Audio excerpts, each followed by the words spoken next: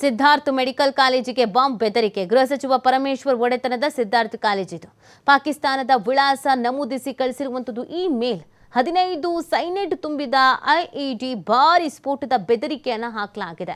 ಮಧ್ಯಾಹ್ನ ಇಸ್ಲಾಮಿಕ್ ಪ್ರಾರ್ಥನೆಯ ನಂತರ ಸ್ಫೋಟಿಸುತ್ತೇವೆ ಅನ್ನುವಂತಹ ಎಚ್ಚರಿಕೆಯನ್ನ ನೀಡಲಾಗಿದೆ. ಬೆದರಿಕೆ ಹಾಕಿರೋದು ಇದು.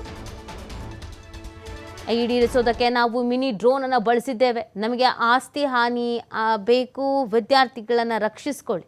ನಮ್ಮ ಸಹೋದರ ಅಬ್ದುಲ್ನನ್ನು ನೀವು ಅವಮಾನಿಸಿದ್ದೀರಿ. ಇದು ನಮ್ಮ ಗಮನ ಸೆಳೆದಿದ್ದು ನಮಗೂ ಅವಮಾನ ಆಗಿದೆ.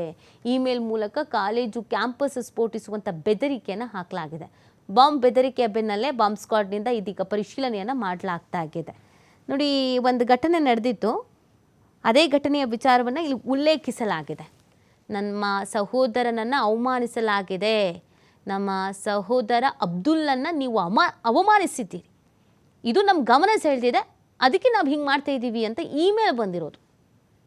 ಏನು ಎತ್ತಾ ಇದು ಮಾಹಿತಿ ಸಿಗಬೇಕು. ಇದು ಕಾಲೇಜ್ನ ಪ್ರೊಫೆಸರ್ ಆಗಿದ್ದ ಅಬ್ದುಲ್ ಹೆಣ್ಣು ಮಗಳಿಗೆ ಕಿರುಕುಳ ಕೊಟ್ಟಿದ್ರು, ಪ್ರಪೋಸ್ ಮಾಡಿದ್ರು ಅನ್ನುವಂಥ ನಿಟ್ಟಿನಲ್ಲಿ ಇವತ್ತು ಬೆಳಗ್ಗೆ ಅರೆಸ್ಟ್ ಮಾಡಲಾಗಿತ್ತು. ತನಿಖೆನ ನಡೆಸಲಾಗ್ತಾ ಇತ್ತು. ಇದೇನೋ ಗಮನ ಸೆಳೆದಿದೆಯಂತೆ.